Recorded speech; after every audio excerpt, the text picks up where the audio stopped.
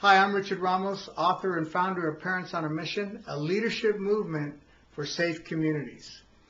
And what I want to talk to you about today is a subject that I've been teaching on, and I'm excited about it because it's really been helping a lot of parents and families. We've been getting a lot of good feedback.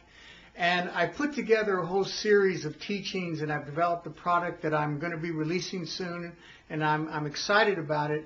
But I want to give you a little taste of some of the stuff that I've been teaching, and I know it's going to help you, especially in the area of helping our children avoid negative lifestyles. I mean, that's really what it's about. That's what Parents on a Mission is about, a leadership movement to help our children avoid gangs or other negative lifestyles. And what we teach and what we believe is that as parents, we must take the position of a leader, that's our role. And here's the message, Mom and Dad, the main message that I want to get out to you. And that is that you cannot be replaced. We can't replace you. We've tried. And you know what? It's not working. We've tried programs, we've tried more probation, more police, more parks, more pools, and all these other things. And you can't blame the community or the schools or nonprofit organizations or even churches for trying to replace you. And it isn't that we did it on purpose necessarily. It's just that if we as parents are not doing our job at home, if we're not doing what we need to be doing, if we're not fulfilling our role as leaders, then the community is got to deal with our kids. And so I call it trying to replace parents, but you know what? It's not working. And so you cannot be replaced. But at the same time, you've got to step up. You've got to step into your role. And I want to encourage you to do that. That's what Parents on a Mission means. We're on a mission in our own home. So the teaching that I want to give you today is called the home field advantage. Now, those of you who know sports, you know what I mean by a home field advantage. But if you don't know sports, what that means is that when you are playing on your home field or in your home court, that you should have the advantage. Because usually most of the people in the stands are going to be on your side, and you're familiar with the court or the field, and sometimes even the referees are on your side, but that's a different story. But you should have the advantage. And so I want to talk about that and how it relates to our role in the home as parents and gang prevention. So the first question we ask is, when do kids join gangs? And the studies tell us that most kids join gangs from the ages of 12 to 15 years old. But that is basically the time. You could say, well, some kids join younger and some kids older, but in general, those are the time frames that we are concerned about. Now, that to me is a very revealing statistic. Let's just take this 12 years old here. That tells me that for the first 12 years of the life of my child, I should have the advantage if I know what to do. Because during that time, they're living with me. They're in my home. Most of the time, they're with me. And so I have an opportunity in those 12 years to prepare my children to go out into the world, to go out and deal with the things that are out there. And so that's why I call it the home field advantage. And what is it that gangs want? They want loyalty. That's the issue. That's what this is all about. It's about loyalty. Who's going to win the loyalty? Who's going to win the heart, mind, and soul of your child? Because that's what gangs want to happen. Gang members have to pledge their loyalty. And so everything that we're teaching and everything that we're doing in Parents on a Mission is to help parents win that battle for the loyalty of their children. So what I did is broke up these three this time frame into three key areas to help us as parents understand what should be happening in these first 12 years. So the first time frame is from infant or from 0 to 2 years old. What should be taking place during that time? What is the role of a parent in that time frame? And what I like to call it is that we are in the role of a gardener. Or another way to say it is that we are in the role of a nurturer. But during that time frame, we are nurturing the soul. We are building the soul of our children. Everything that we're doing with them, the way we talk to them, the way we handle them, all that's going on there is that we are nurturing. That's what gardeners do, I mean, in general.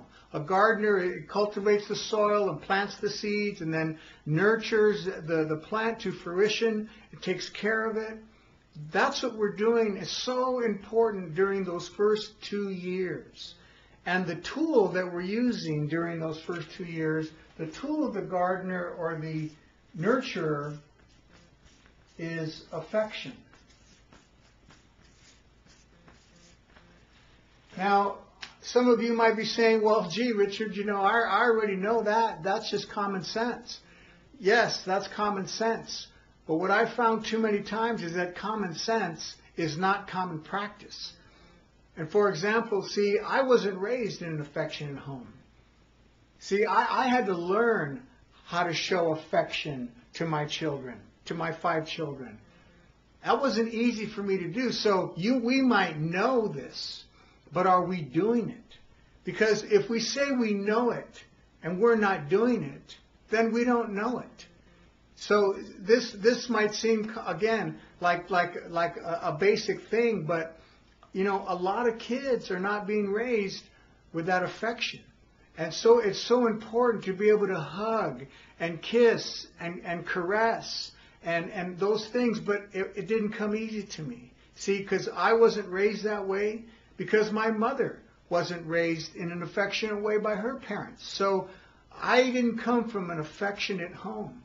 But I learned how to be affectionate. I learned how important it was because I saw the effect that it was having on my children from their mother, who was very affectionate and had been raised in an affectionate home. So affection is the tool of the nurturer and the gardener. Okay, so the second time frame is from 2 years old to 5 years old. Now, what's happening at that time? What happens when kids turn 2 years old? Well, we know. That's what the cliche is called the terrible twos. Why? Because now kids become, those innocent children are becoming more aware, and it's all about me. It's all about what I want or what they want, and you've got to run around and chase them around and tell them stop doing this and stop doing that, don't touch that, because they have no clue, they have no idea. And so our role during this time is now we move into the role of a trainer. And that's what we have to be doing. We're training our children. We're training them just like a plant. Those of you that have vines or plants that grow, you know that you can train them. You can cut them and train them, put sticks or wires and train them to go and grow wherever you want them to go. And it's no different with our children. We've got to be in there day after day, constantly training them. And what are we doing? We're training them and we're teaching them how to have respect for themselves. We're training them to have respect for us and for our authority. We're training them to have respect for others, training them how to get along with other people, and training them that, you know what, the world doesn't revolve around you. It's not all about you, because from 2 to 5, that's where their mentality is at, okay? And so we move from nurturer to trainer. We continue to do the nurturing, but we've got to be focused during this time frame on training. And the tools that we use for this is parental authority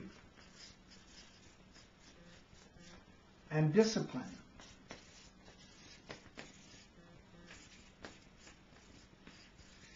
I mean, so many parents struggle with this. I mean, this I'm going to have more to say about this later, but to me, this is the most overlooked reason why kids join gangs or why kids join any other negative lifestyle is because of lack of parental authority, the misuse or non-use of authority. And in order to earn respect for your authority, you have to exercise discipline, and it has to be exercised properly. And so we're going to talk about that. But these are the tools that we've got to use.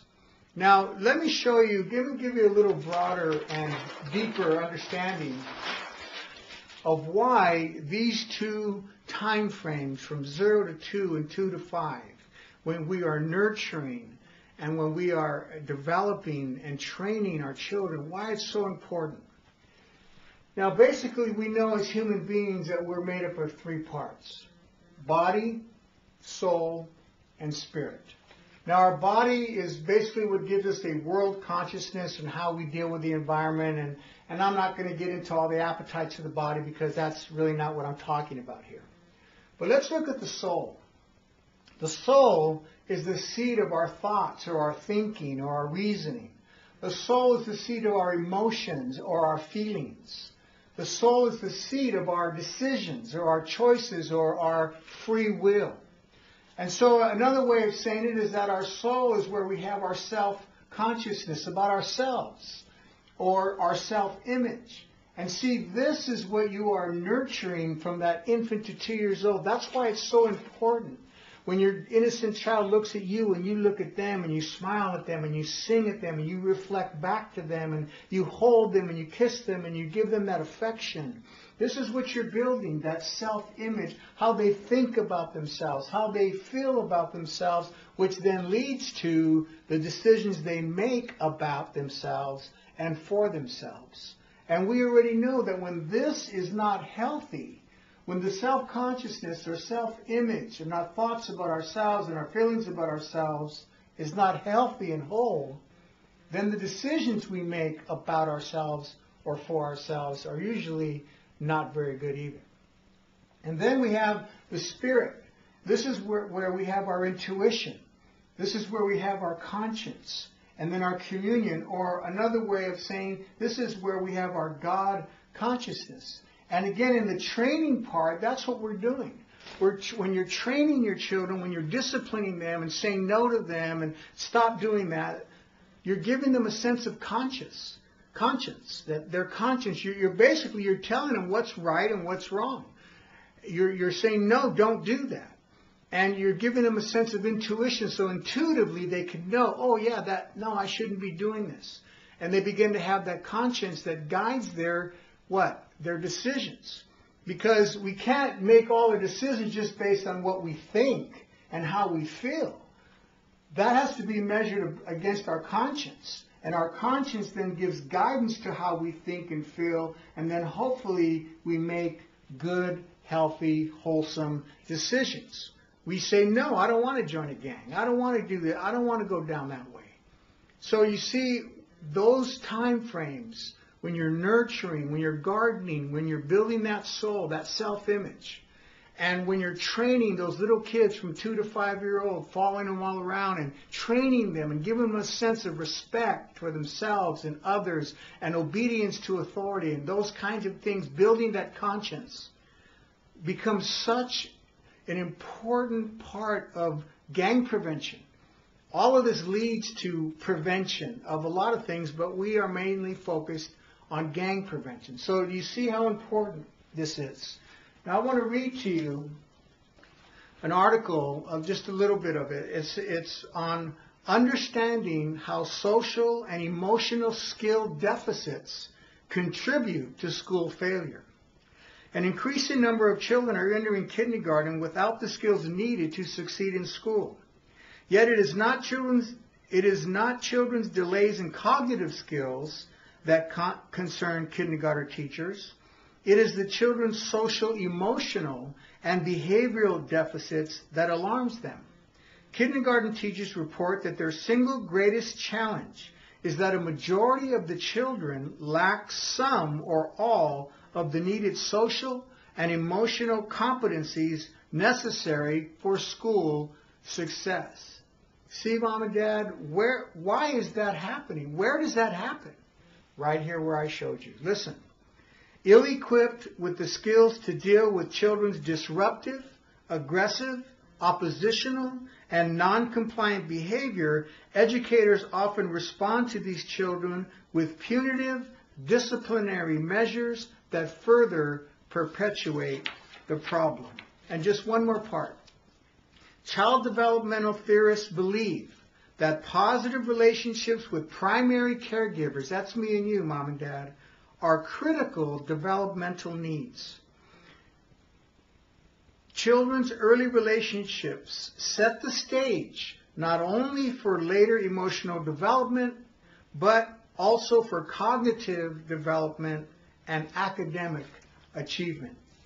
So we know why that's important, because studies tell us that if kids don't do well in school, then they usually end up dropping out, and those that drop out are at high risk for joining gangs, and on and on and on. All right, so now let's move on to the last time frame from the ages of 5 to 12, and now our role is the role of coaching, or a life coach. Now, essentially what we've done in those first 5 years in nurturing them and developing them and training them, we've been developing a citizen. And what I like to teach parents, I always tell them, what do we do every day? Once our kids go to school, every day, what do? We open the door and we send out what? We send out a citizen. And the question is, what kind of citizen are we sending out to the school, to the park, to the playground, to the neighborhood? I mean, that's what it comes down to. And now, all we can do now is stand on the sideline, like a coach, and watch our children play on the field of life. Because that's what they're doing. We can't be there running around chasing them anymore. We've got to let them go. We've got to send them out there, and that's what we've been preparing them for. By the time they're 5, we're preparing them. Now they got to get out there. And so we can watch, and just like a coach, we can call time out and say, hey, what's going on with that? Or why are you doing that? Or if you do this, then these other better things will happen, just like a coach does. You're watching them, the way they respond to their teachers, the way they respond to authority figures, the way they respond to their relatives, to their grandparents, to their brothers and sisters at home, the way they respond to their mother, or the way they talk to their father, all of that. And so now we're coaching them, and we're building relationship with them, a trusting relationship. And so by the time they turn 12, who is it that they have confidence in? Who do they know that has been investing in them and nurturing them and training them and coaching them? Where do you think they're going to put their loyalty? Of course, they're going to give it to us. Their loyalty has been won because we paid the price. And so in coaching, we have the tools that we use here is time and money. I mean, that's the investment that we're making. We're investing our time. We're showing our kids, yeah, I'm going to get off early, or I'm going to make an extra effort, or I'm going to go out of my way, whatever it is, to invest and be there for you. And invest my time and invest money in you. Whatever it's going to take to give you those lessons, or to play those games, or to play sports, or to play the piano, or learn that skill, whatever it is. Then the other tool that we have is our morality. That we've got to be that role model of morality. I didn't say we have to be perfect. We just need to be honest. See, kids know we're not perfect. But as long as we're honest and we set a role model, an example of morality, that is coaching our children, being that example. And then third, we, as a coach, we give them dreams and vision. We're constantly pointing to things, say, that can be you, son. That can be you right there. And we give them that dream, and we encourage them to dream, and we encourage them to have a vision for their life, a purpose for their life. Now I want to ask you, do you think that if parents are doing these things, that those kids in that home are going to join a gang? I don't think so. They're not going to. Okay, so this is the kind of teaching that we are helping parents with. I hope that this teaching on the home field advantage. You can see the advantage that you have as a parent in those 12 years of gardening that soul, of training that soul, and then of coaching that young man, that woman, so that their loyalty is stuck to you, it's given to you, okay? Because loyalty is the golden key to prevention. Now, the next thing then, from here, what we go to is the subject that is so difficult, so many parents struggle with, authority and discipline. And that'll be the subject of our next teaching, our next video. So again, I'm Richard Ramos. I'm the author and founder of Parents on a Mission. I appreciate your time, and I'll see you in the next video.